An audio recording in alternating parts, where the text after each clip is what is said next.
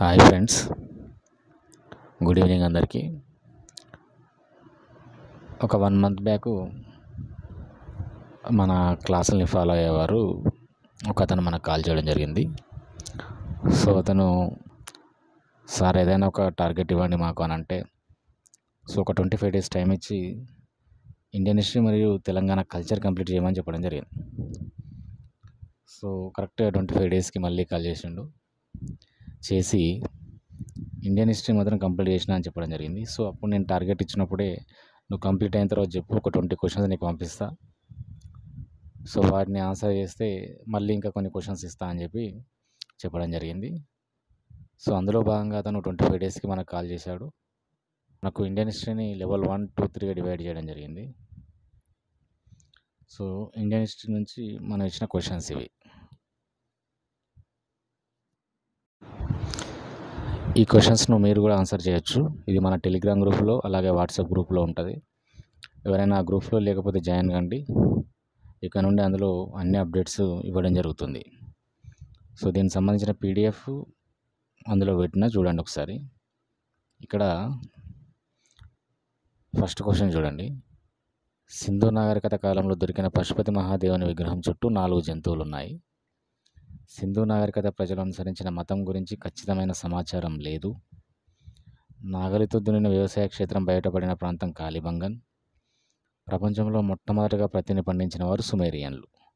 So 1 మాత్రమే సరికాదు, 2, 3 మాత్రమే సరికావు, 4 మాత్రమే సరికాదు, 2 and 4 మాత్రమే సరికాదు. సో అది ఫస్ట్ క్వశ్చన్ సంబంధించి. సో ఇక్కడ నేను ఆన్సర్లు ఏమి చెప్పట్లేదు, మీరు ఆ పీడిఎఫ్ డౌన్లోడ్ చేసుకొని చూడండి. సో మీరు ఆన్సర్ చేయడానికి ట్రై చేయండి. దశరాజ గణ యుద్ధం, 10 మంది రాజుల యుద్ధం గురించి పేర్కొన్న వేదం. తర్వాత 16 మహాజనపదాల గురించి మొదటగా పేర్కొన్న గ్రంథం సుత్త పీఠికలోని అంగుత్తర నికయ. షోడశ మహాజనపదాలలో భాగంగా దక్షిణ భారతదేశంలో 2 రాజ్యాలు ఉండేవి. అందులో ఒకటి అస్మాక, దాని రాజధాని బోధన్. మహాజనపదాలలో గంగానది ఒడ్డున ఉన్న ఒక రాజ్యం పాంచాల, దాని రాజధాని కాంపిల్య. భారతదేశంలో మొట్టమొదటి పితృహంతకుడు బింబిసారుడు అని అంటుండు. సో ఇదో క్వశ్చన్. తర్వాత మొగలిపుత్ర తిస్స అధ్యక్షుడిగా ఉన్న బౌద్ధ సంగీతి, అలాగే మహాకాశ్యపుడు అధ్యక్షుడిగా ఉండి నిర్వహించిన బౌద్ధ సంగీతి వరుసగా. సో మొగలిపుత్ర తిస్స అలాగే మహాకాశ్యపుడు వీళ్ళిద్దరూ అధ్యక్షత వహించిన బౌద్ధ సంగీతులకు సంబంధించిన క్వశ్చన్ ఇది. సో ఇలా 20 క్వశ్చన్స్ ఉంటాయి. సో ఒకసారి చూడండి. ఇందులో ఒక 5 క్వశ్చన్స్ అయితే అందరూ ఆన్సర్ చేసేటివి ఉన్నాయి. సో దానిపైన మీరు ఎన్ని ఆన్సర్ చేస్తారో ఒకసారి చూసుకోండి. దీనికి సంబంధించిన కీ కూడా గ్రూప్లో పెడితే ఒకసారి చూడండి. ఒక్కటి గుర్తుపెట్టుకోండి, మన ఛానల్ నుంచి వీడియో వచ్చిందంటే ఏదో ఇన్ఫర్మేషన్ కోసమే ఉంటుంది తప్పితే టైంపాస్ కోసం, వ్యూస్ కోసం అయితే అస్సలు రాదు. అంత టైం కూడా మనకు లేదు. ఓకేనా? సో ఏదైనా ఇన్ఫర్మేషన్ ఉన్నప్పుడు, లేదంటే ఏదైనా ఇట్లా యూస్ఫుల్ కంటెంట్ ఉన్నప్పుడు మాత్రమే మన ఛానల్లో వీడియోస్ వస్తాయి. ఇంకొకటి, నోటిఫికేషన్ వస్తుందా రాదా అనేది, ఇది జాబ్ క్యాలెండర్ ఖచ్చితంగా పోలీస్ నోటిఫికేషన్ ఉంటుంది. దాని గురించి టెన్షన్ అవసరం లేదు. ఒకటి నీకెలా తెలుసు అంతే కదా, మీరు వచ్చిన తర్వాత చూస్తారు, జాబ్ క్యాలెండర్ వచ్చిన తర్వాత. ఇంకో విషయం ఏంటంటే, ఇప్పుడు నోటిఫికేషన్ వస్తుందా రాదా అది నీ చేతులు ఏం లేదు, నువ్వేం చేయలేవు దాని గురించి. అది ఎప్పటికైనా రావాల్సిందే. సో నువ్వు చేయాల్సిన ఒకే ఒక పని, పోలీస్ కానిస్టేబుల్, ఎస్ఐ గురించి మాట్లాడుతున్నాను నేను. ఎస్ఐ కానిస్టేబుల్ ప్రిపేర్ అవుతున్నారో, ఈ పార్ట్ టైం జాబ్ చేసేవాళ్ళు ముఖ్యంగా డైలీ 2-3 అవర్స్ అయినా చదివే ప్రయత్నం చేయండి. మార్నింగ్ ఒక 1 అవర్, ఈవినింగ్ ఒక 2 అవర్స్, మొత్తానికి 2-3 అవర్స్ కవర్ చేసే ప్రయత్నం చేయండి. వీలైతే ఫోన్లోనే చదవండి. మీరు ఆఫీస్లో ఉన్నా ఎక్కడున్నా ఫోన్లోనైనా చదవచ్చు. ఇక ఏం వర్క్ లేని వారు మంచి లైబ్రరీలో కూర్చొని చదువుకోండి. ఎందుకంటే ఎస్ఐ కానిస్టేబుల్ ఎక్కువగా మనకు రూరల్ పీపుల్ ట్రై చేస్తారు. సో చాలామంది ఉపాధి హామీ పనికి వెళ్ళే వాళ్ళు కూడా ఉన్నారు. ఎందుకంటే నిరుద్యోగం అన్ని పనులు చేపిస్తుంది మనతో, ఏదో ఒక పని చేయాలి కాబట్టి ఉపాధి హామీ పనికి వెళ్ళి వచ్చి చదువుకునే వాళ్ళు కూడా చాలామంది ఉన్నారు. నోటిఫికేషన్ వచ్చిన తర్వాత చదవచ్చు అనే వాళ్ళు కూడా ఉన్నారు. సో మీరు ఊళ్ళో ఉండి ఉపాధి హామీ పని చేసుకుంటే మాత్రం ఇంకా డైలీ చాలా టైం ఉంటుంది మీకు. సో చదవండి. నోటిఫికేషన్ వచ్చి మనకు అప్లికేషను తర్వాత ప్రిలిమ్స్ కావడానికి టైం ఉంటుంది.